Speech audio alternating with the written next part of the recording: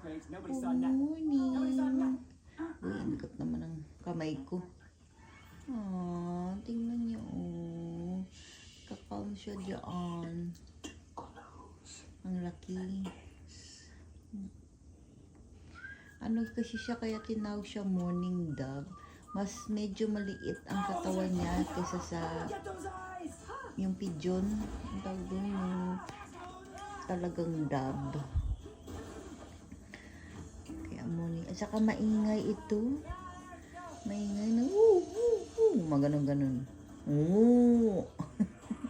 Yan guys, magandang buhay everybody.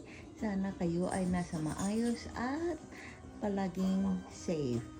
Don't forget tomorrow, celebrating ng ating Gina CCTV natin. Please come and join us. Salamat!